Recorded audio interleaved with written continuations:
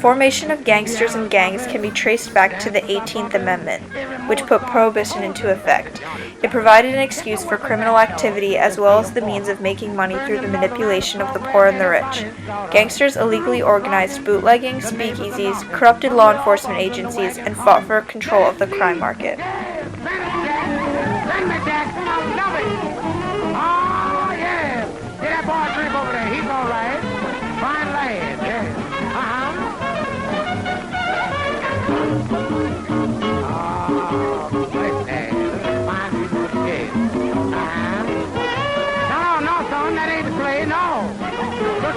That's my road. Take it, Miss Johnson, take it. This joint is jumping. Yeah. It's really jumping. I know it. Come in, tax and take your hat. I mean, this joint is jumping. Yeah. Piano thumping, dancers are bumping. Every Moses on his toes. In fact, the joint is jumping. Tell 'em about it. Take your weapons at the door. Now be sure and pay your quarter. That's it, You get the burn your quarter. leather on the floor, boy, and grab anybody's daughter. Except my daughter. Rocking. The neighbors are knocking. We're all bummed till the wagon comes. I mean, this joint is jumping. Turn it loose.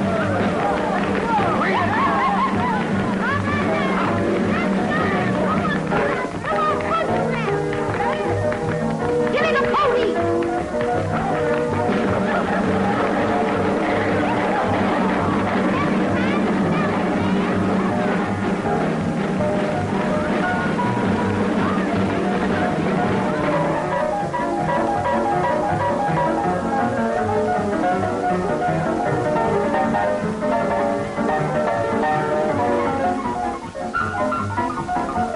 Get your big feet binging, there's plenty in the kitchen. What is that? They just walked in. Just look at the way it's switching. Oh, mercy. Don't mind now, because I'm in power. I got bail to go to jail. I mean, this joint is jumping. Yeah. Oh, don't ever get your right name. No. Don't ever do that. I mean, this joint is jumping. Yeah. Speakeasies were hidden sections of a restaurant or other establishment used to illegally sell alcoholic beverages during Prohibition. Some speakeasies were similar to today's clubs with singing and jazz performances. To enter a speakeasy, one would need to say a password to the door person so that the door person would know whether or not they were really secret agents.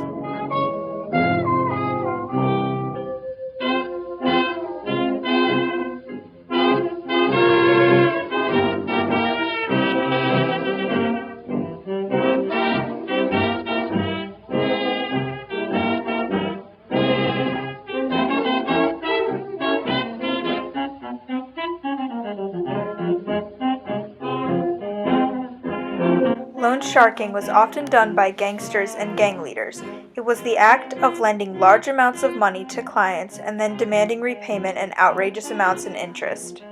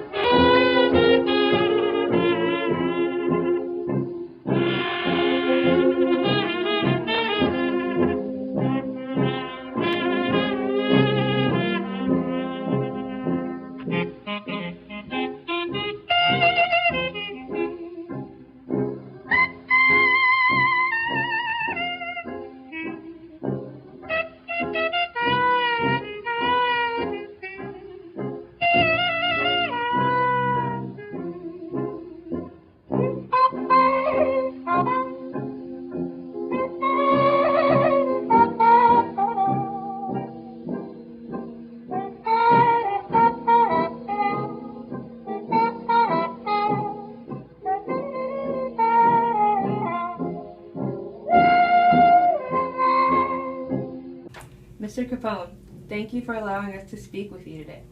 Can you tell us about your childhood?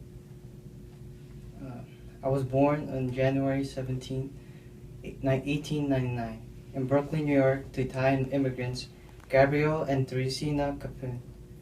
We didn't have much growing up, but my parents worked their hardest to make ends meet. So how did you begin your life of crime? When I was 14, I dropped out of school after fighting with a teacher and joined the 40 Thieves Juniors and the Brooklyn Reapers. Then for a couple years, I did a few odd jobs before meeting Johnny Torrio. I worked for Johnny for a few years and we were like brothers. He moved to Chicago and I followed him a few years later. How did gang life change when Prohibition was enacted? Gangs were prevalent in Chicago and other big cities, but not nearly as prominent as they were after Prohibition. Not having alcohol gave the people a reason to support gang life, so gangs thrived.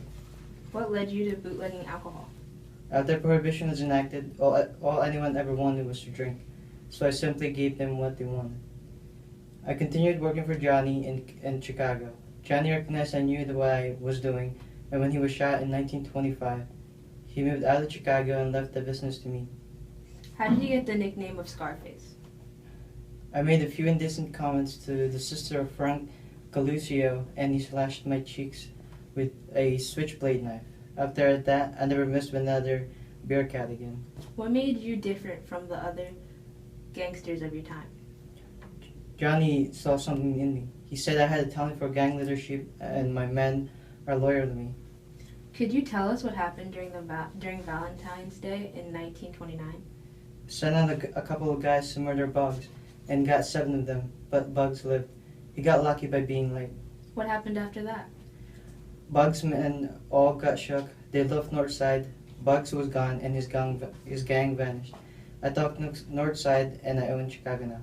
I heard that riled up the government. Tell us what happened when they got involved. They were into me and investigated my business. Even the FBI was involved, and that led to my conviction for income tax evasion in 1931.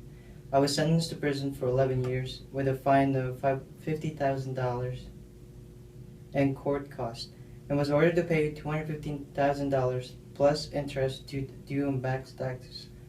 You didn't stay in prison for long, did you? Of course not. I paid all my fines and taxes. I got out on November 16, 1939, having served 7 years and a half in prison. Did you go back to Chicago to get back in control? No, that was it for me. I retired in Palm Island, Florida. Thank you, Mr. Capone.